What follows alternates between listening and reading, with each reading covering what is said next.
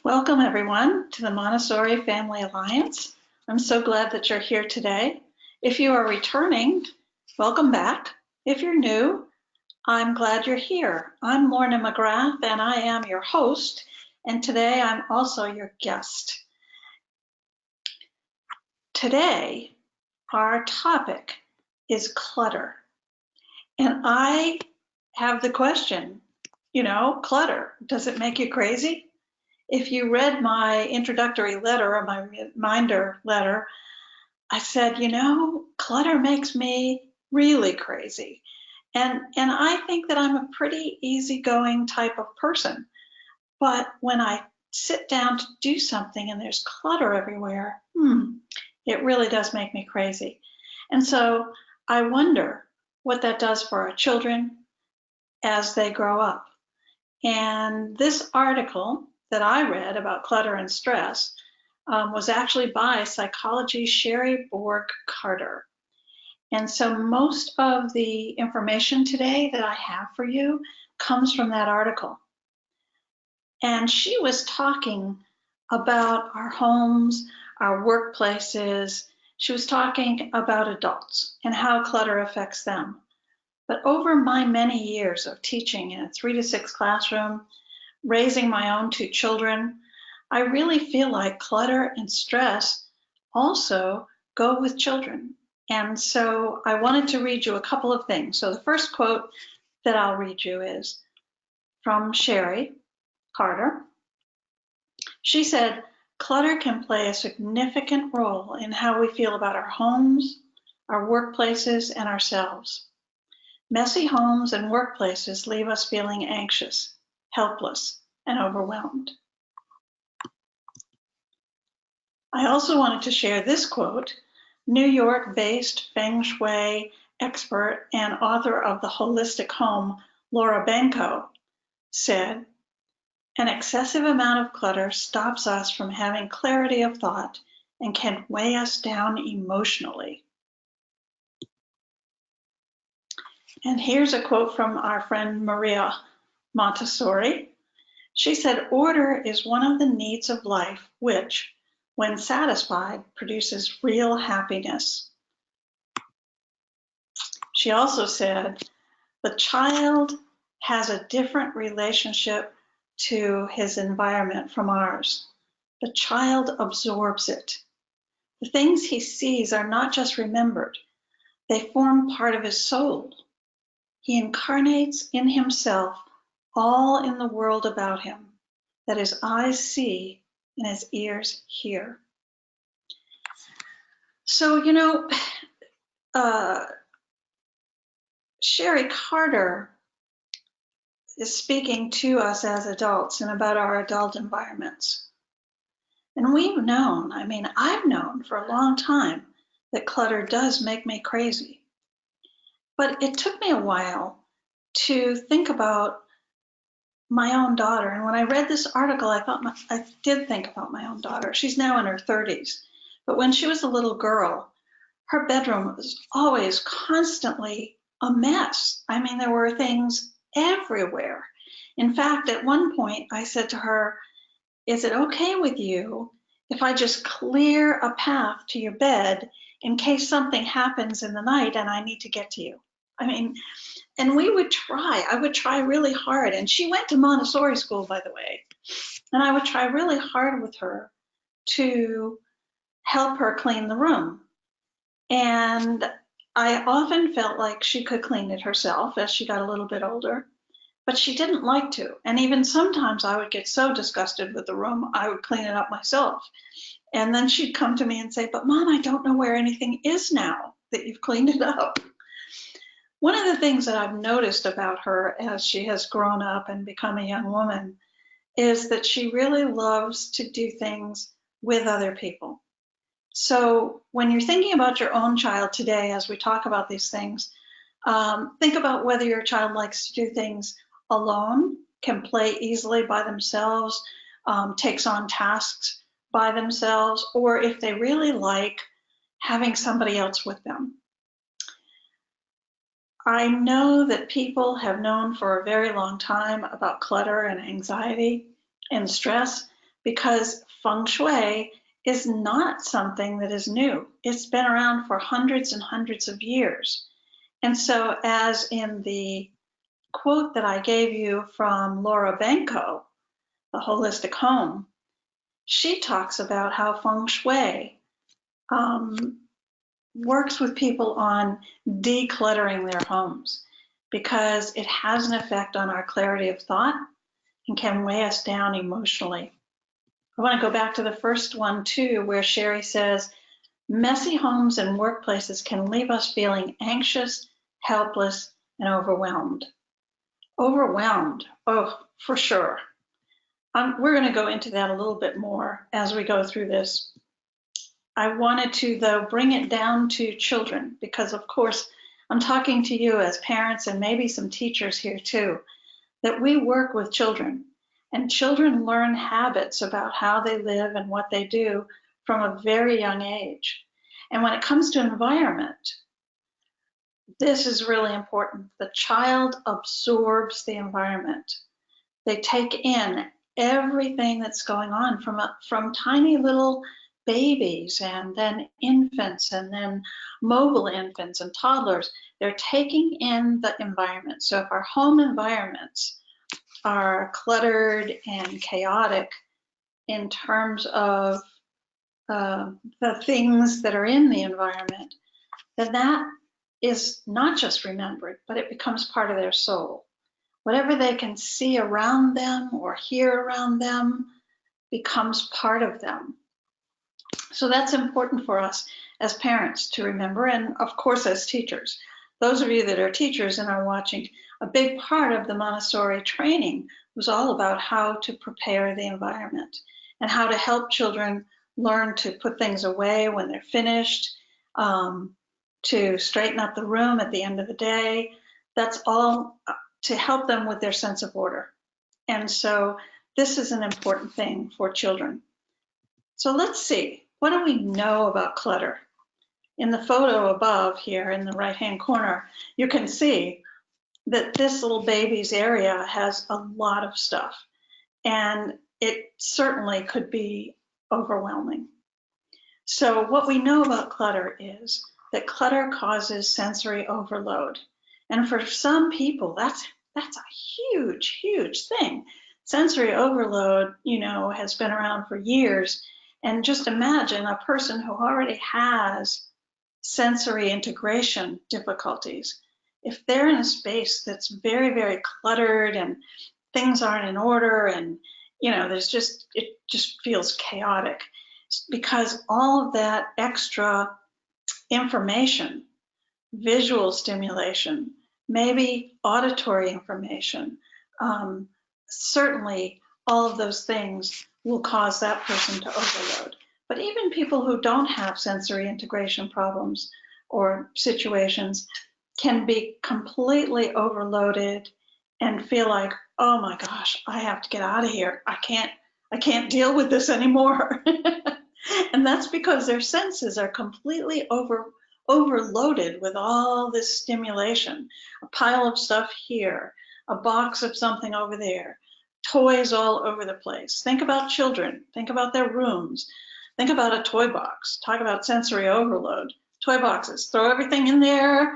You open it up and you go, oh, I can't deal with this. I can't sort it out.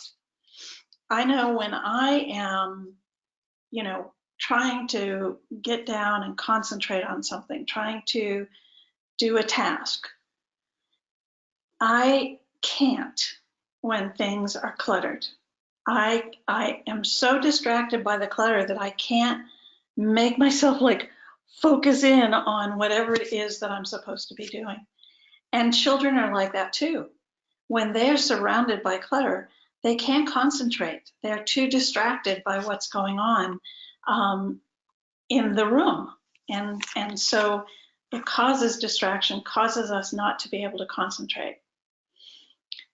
Clutter makes it more difficult to relax.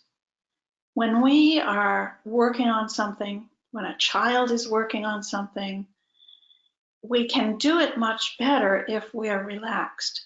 But if we're all keyed up and distracted and overwhelmed, we can't just allow ourselves to be calm and to relax and to be able to get into whatever it is that we're doing, whether it's reading a book, doing a sewing project, making food. It doesn't matter. We just can't relax into that task because we've got all these other things going on in our minds and in our emotions. We also know about clutter that it keeps us from resting. And resting is, in this case, a little different than relaxing. When I'm talking about resting, I'm talking about it actually can interfere, clutter and chaos in our homes, in our workplaces, in our children's homes, and in their play places can keep them from resting at night. They don't sleep as well. They're agitated a lot. And so it interferes with napping, with sleeping at night, with those things that children need to do in order to stay healthy, and we need to do in order to stay healthy. We also know that clutter makes anxiety build up. And it does that by, if we see all these things all over the place, then we start to build anxiety about how much there is to do. It's like, oh my gosh, I've got to do this. I've got this painting project.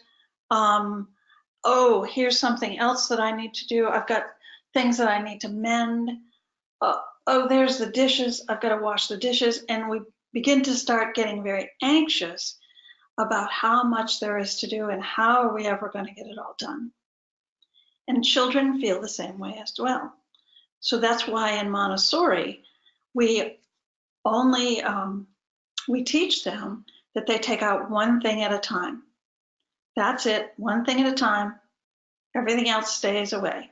We don't allow children to get out 3 or 4 works at one time because they would become anxious about what they had to do and when they could do it and how they could get it all done. So one thing at a time. When you finish that, we do something else. As children become more aware of other people around them, and that may be as young as 3 or 4 or 5 years old, if our workspace, if our bedroom, or if our class at school, our rug is all cluttered and a mess, then we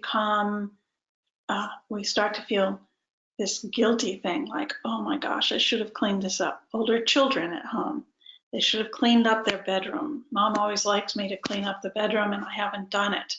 Or if their friends come over and their room is a total mess, they may become embarrassed about how messy their room is. Or if they're even an adult and their home is messy, their apartment is messy, a young adult, a 20-year-old, a 30-year-old, if people stop in unexpectedly, they could be embarrassed about how their environment looks and feels.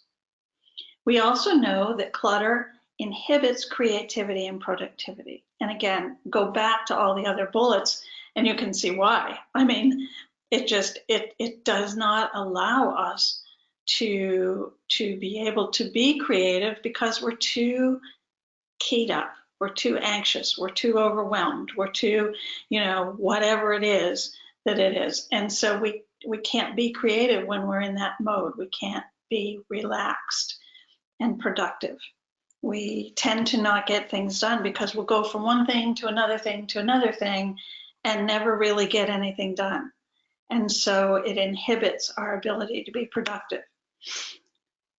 And finally, clutter often causes frustration because often when things are everywhere, pile here, pile there, pile somewhere else, when things are everywhere like that, often we can't find what it is that we need, what it is that we're looking for. We want to gather our tools or our things together and we can't find them because there is no order in the clutter situation. So let's see. Let's talk about how we can help ourselves and our families and our children to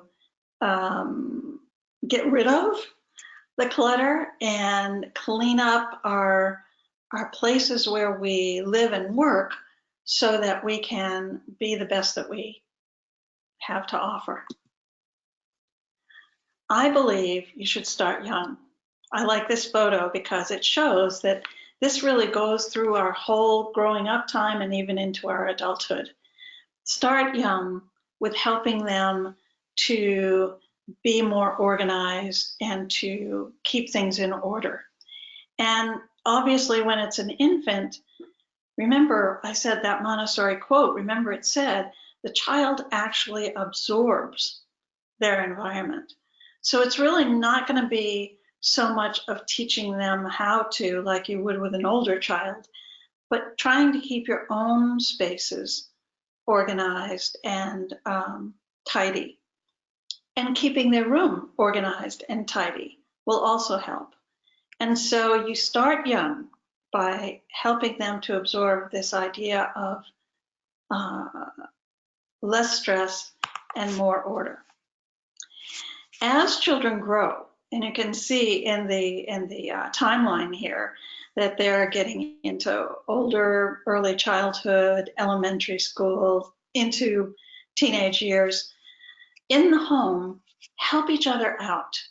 You know, don't try to, if you're the person that kind of is the manager of the house in terms of cleanness and tidiness, don't try to clean the whole house or tidy up the whole house by yourself. I can remember when my kids were young, our house wasn't terribly messy, but when I knew we were going to have company, I wanted it to be extra nice. And so I would try to clean everything, to dust, to vacuum, to get the dishes done, to get the laundry done, to do everything so that it was perfect. And I used to get really, really anxious. And part of it was because I never asked for help. And when I take that back. I never asked for help until I was up to here, you know, with, I can't get this all done. And then I would say, okay, you guys, you have to help me. You have to get this done. We've got company coming. And I would, you know, be all sort of in a frenzy. I suggest that you don't do that. That if you want your house to be tidy and neat and not cluttered, then that should be an ongoing thing. And we should help each other out in a family in terms of keeping the clutter to a minimum, if not altogether. So help each other out. Ask for help if you need help. Teach your children to ask for help if they need help. That way, the family can work together on these things. Create places for things. This is an important one. You don't have to be crazy organized either, because that'll make people crazy on the other end of the spectrum. On the other hand, make places for certain things. Like, for example, my husband has a woodworking shop. And in his woodworking shop, he has places for his tools, certain kinds of tools. Like he has this cabinet that has drawers in it, and in one drawer all the wrenches are there, and another drawer all of the screwdrivers are there. Another one there's hammers. He has his chisels hung up on one of those pegboard kind of things, and they're all there in order. So there's a place for things, so you know where things go. In your home and in the inside of your home, you know, have places for things like, you know, you have your flatware in a particular drawer. You put your dishes in a particular cupboard. You know, people can count on it. Your linen closet is where you store your extra linens, towels, and sheets and things. If you have, we have a drawer that's totally not organized. We call it the lucky drawer. So you know, if you go to the lucky drawer and you're looking for something, you'll be lucky if you can find it, because it's just everything thrown in there. Mostly, you know, like rulers, pencils, pens, all kinds of different things, keys, all kinds of things. So that's the lucky drawer. But most drawers you want to have kind of organized and have a place for art supplies, have a bookshelf to put the books on, have your clothing in certain drawers or in the closet so that there's places for things. And also some things you want to have places where you can actually close it off, like a cupboard. You can close a cupboard door so that even though there are lots of things in that cupboard, you don't have to look at them. The lucky drawer is another example. I can close that drawer and I don't have to look at the clutter that's in there. So if it's not visual, then it doesn't count as clutter, I guess. But you do want to have places for things so that you can find them when you need them. Get rid of stuff. If you're finding that you have a bunch of stuff that you don't even use anymore, that you don't even want anymore, then you should get rid of it. And if getting rid of it, if you're not ready quite to send it off to Goodwill or some other place, then at least put it in a box and either put it in your attic or put it in your garage, but get it out of the main part of your house so that you don't have stuff hanging around your house that never gets used, that just adds more clutter and more stuff in your house. And speaking of stuff and getting rid of things, in your child's room, we tend in this country, in America, to have a lot of stuff for our kids. You know, people buy them things for birthdays, for Christmas, for Hanukkah, for, every occasion you can imagine, Easter, and I don't know, all kinds of things. And they just seem to accumulate more and more and more stuff. And I will say to you, less is better. Less is better. It just gets too overwhelming for a child to have all of those toys and all of those games and all of those puzzles. It makes me exhausted just thinking about it. So what we do in Montessori school is we don't have everything out on the shelves all the time. We do change out lessons from time to time, put old lessons away that children haven't used for a while, bring in new ones. And so you can do that at home as well. Your children probably have plenty of toys, games, puzzles, you name it, art projects, that you could take some of it away, put it in a box, again, either put it in the garage or put it up in the attic or in the basement, put it away for a while.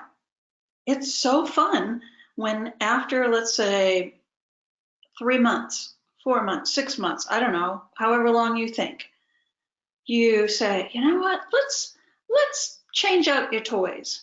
And so what you do is you take the ones that you've got in their bedroom and you put them in a box, you bring the other box out that has things that they haven't seen for a while and put those in their bedroom. It's like they're brand new again. It's amazing. Kids get so excited about them.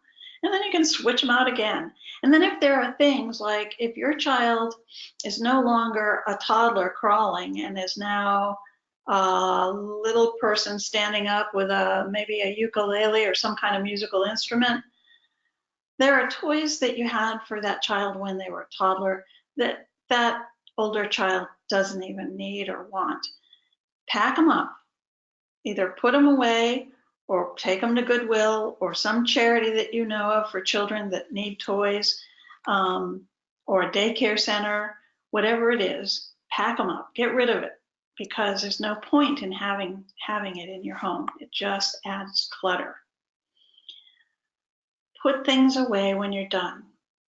In school, as I said before, in Montessori, we take one thing out at a time, and the rule is that when we're finished, we put it back the way we found it, all the things on the tray or in the basket or whatever it happens to be, and we put it back on the shelf for the next person.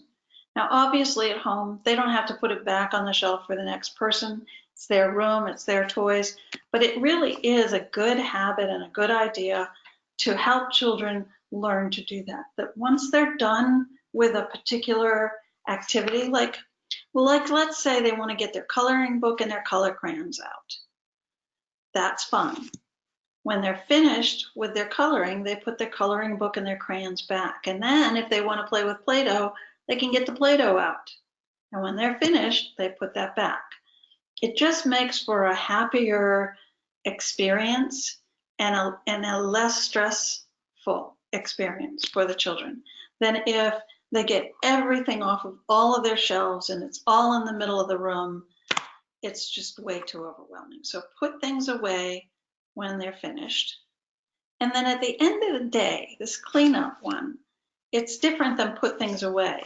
It's, look around the house, see what is still out, clean it up, get it ready, put it away for the next day.